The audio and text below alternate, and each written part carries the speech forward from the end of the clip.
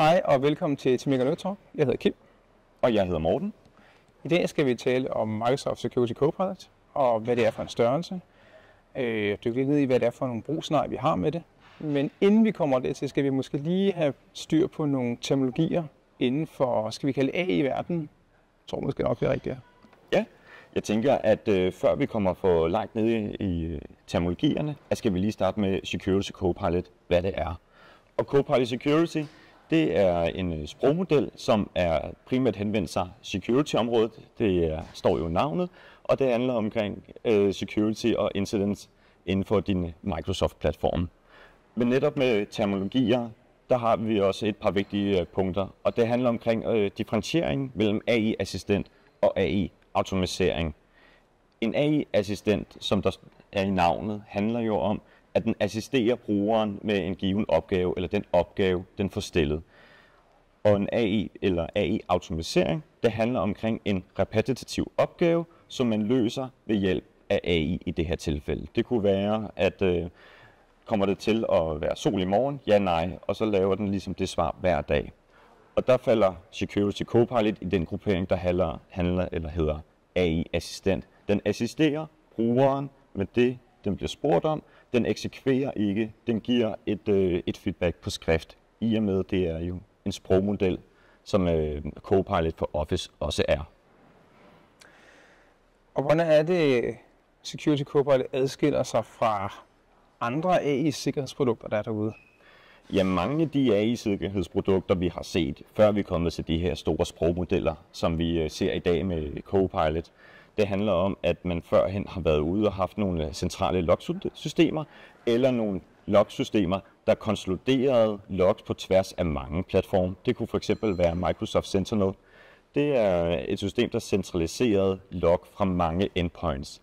Der hvor det er, at Security Copilot adskiller sig, det er, at den giver den her assistent, teknologiske assistent med, at brugeren kan stille nogle spørgsmål til den, og så kan den svare baseret på det data, den har til rådighed og har adgang til.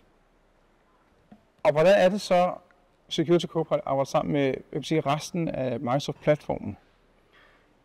Jamen, resten af Microsoft-platformen, der handler det om, hvilke forbindelser har du sat op i dag. Når jeg snakker om forbindelser, så handler det for eksempel om Microsoft Defender, Microsoft XDR, Microsoft Cloud Apps og Microsoft Purview. Det er, har du opsat din platform til, at Copilot kan tilgå dataen for de her områder. Fordi det er jo det, som Copilot eller Security Copilot svarer på. Det er den data, den har til rådighed. Så du bruger simpelthen, det er en del af Microsoft-platformen i dag, til at kunne interagere med de her systemer og læse fra dem. Så hvad er det for nogle use cases, vi kan komme til at se i forhold til Security Copilot? Jamen det, som Security Copilot er godt til, det er opsummering af hændelser. Det er, hvis der sker en incident, en bruger bliver låst ude, så i og med, det er den her AI-assistent og den sprogmodel, så kan man spørge den, kan du give mig en opsummering af hændelsen af, at brugeren er blevet lukket ude. Man kan også bruge det til, hvis at brugeren har kørt et ondsindet script, så kan man bede Security Copilot om at analysere scriptet og sige, hvad er det for nogle områder af det her script, som er faktisk ondsindet af scriptet. Og man kan også bruge det til effektanalyse. Effektanalyse, det handler om, hvor bredt strækker hændelsen. Er det flere maskiner? Er det flere brugere, der bliver påvirket af det? Eller er det en isoleret incident, der er sket, eller hændelse for den bruger? Og det er tilbage til den her sprogmodel med, at den svarer på det, du spørger den om. Den går ikke ud og gør de her ting helt af sig selv. Og i forhold til use cases, hvem er det så, der har gavn af Security Copilot? Her snakker vi både organisatorisk, men også brugermæssigt. Hvilken konsulenter der sidder med det? Ja, jeg tænker, at vi lige sådan kan starte med at snakke med det om brugerne. Og hvis vi tager brugerne først, så kan vi snakke omkring det, der hedder entry-level eller junior-ressourcer. Dem, som måske er nye inden for erhvervet omkring incident og sikkerhed. Der har Microsofts egen analyse af Security Copilot vist, at det er dem, der har den største gavn af det. Det her med at gå ud og lave sammenkædningen af en incident. Hvad der er sket. Analyse af de her scripts, eller de her ondsindede scripts, der er kørt. der er det også igen Security Copilot, der er med til at være en rigtig god assistent. Det har nok været en seniorressource, der førhen har været med til at hjælpe. Men i det her tilfælde, i og med at det er en stor sprogmodel, der kører de her AI Assistant Guidings eller retningslinjer, så har vi set, kan vi se, at juniorressourcerne får ret stor værdi ud af det. Når man så tager seniorressourcer, som har mere erfaring med sig, så får de langt mindre, Copilot hjælper dem i mindre grad. I og med, at de allerede er erfarne ressourcer, så ved de, hvad for nogle mønstre de skal kigge efter, og hvilke områder de skal afdække, og også det her med at analysere scripts. De har set mange af tingene før, så de har også erfaring med sig. Så de har ikke lige så stor gavn af Security Copilot, som de unge eller yngre ressourcer har. Dertil så er der et sted, hvor at Security Copilot virker rigtig godt for alle seniority-lag, og det er opsummering af en hændelse. I og med, at det er en sprogmodel, så er den rigtig god til at lave de her opsummering af en hændelser. Og det hænger jo sammen med, at Copilot den er jo rigtig god til at generere tekst baseret på indhold, og det er også der, at vi ser, at både for nye ressourcer inden for sikkerhed og ældre ressourcer inden for sikkerhed, eller erfarne ressourcer inden for sikkerhed, at den er et godt støtteværktøj. Igen en AI-assistent. Den assisterer brugeren. Den gør ikke noget automatiseret. Hvad er det så for nogle virksomheder eller organisationer, som kan gøre brug af Security Copilot? Ja, jamen det vil nok være organisationer, som har en vis størrelse, hvor der også er et IT-team, der også har en god volumen af ansatte til netop at varetage de her opgaver. I og med, at det er en AI-assistent, så assisterer den brugeren, der spørger den. Og brugere, der kunne spørge den, det kunne være sikkerhedseksperter inden for afdelingen, det kunne være IT-administratorer, og det kan også være ansatte i et SOC-team, som varetager de her hændelser, når det er, at de oplever noget. Eller hvis de skal lave nogle indstillinger på platformen, kunne man også gå ud og spørge den til hjælp med at assistere det her. Og omkring med virksomhedens størrelse, så kan vi jo også se det på prispunktet, at lige nu, ifølge Microsofts anbefalinger, så vil den have en omkostning på omkring 700.000 om året.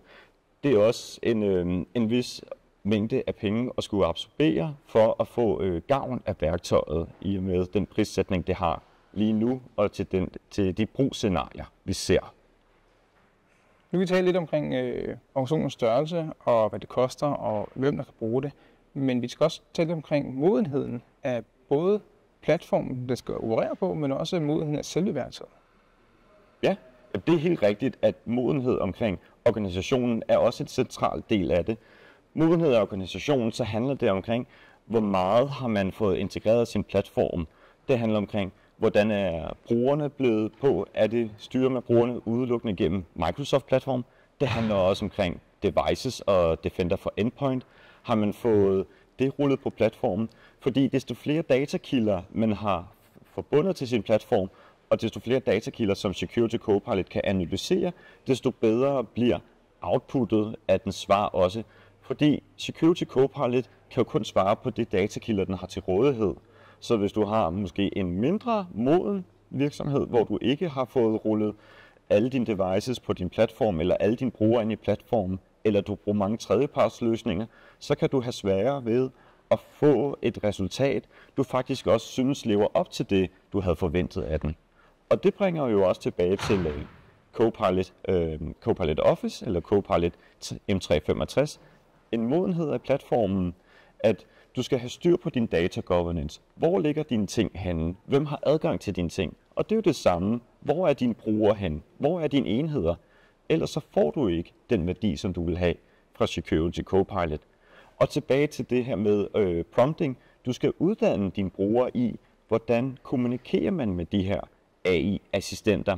Fordi at hvis du ikke spørger rigtigt, så prøver den jo efter bedste evne at svare på, hvad den tror, du vil høre. Og det er tilbage til, at du også skal have brugere, der er uddannet til at bruge AI-assistenter, for at kunne få nogle resultater, eller for at få de resultater, du vil forvente at få. Og kan bruge til noget. Og kan bruge til noget. Det er også vigtigt. Det skal jo det rigtige svar, eller det rigtige spørgsmål til det gode svar. Så for lige for at citere dig selv for tidligere, Morten, at før i tiden skulle vi jo have PC-kørekort og Office-kørekort. I dag skal vi have kørekort til AI prompting for at gøre os selv modne til at kunne bruge de her værktøjer på en ordentlig måde, så for at få de rigtige svar de rigtige steder. Fordi ellers så kan vi ikke bruge værktøjerne ordentligt. Så får vi ikke den værdi ud af det, som vi gerne vil have. Og Morten, i forhold til prispunktet, er vi det sted, hvor man sige, Microsoft har lanceret noget, som jo har en anbefaling prismæssigt lige nu, men hvor vi kan måske forvente, at det ændrer sig over det næste halve år? Ja, altså prispunktet er jo lige nu baseret på Microsofts anbefalinger. Men som vi ofte ser, så kommer der jo nogle flere t-shirt sizes, altså nogle størrelser af noget software. Så jeg vil da have en forventning om, at der kommer nogle andre størrelser af Security Copilot, der også passer til mindre virksomhed med et andet prispunkt, som løfter den opgave, som oftest mindre virksomheder oplever, og dermed ikke har brug for denne her måske, som man kan kalde det for den helt store pakke. Så jeg synes, at man skal have fokus og følge med i, hvad der kommer mere fra Security Copilot, fordi jeg vil da have en forventning om, at der kommer mere på denne her scene. Og hvis du sidder derude og er nysgerrig omkring Security Copilot, eller Copilot Sweden, jamen så tag fat i Temengo, så tager vi en snak omkring, hvor I er henne i den rejse. Jeg siger tak for i dag. Jeg hedder Kim. Og jeg hedder Morten. Og det var Temengo. Noget tak for i dag.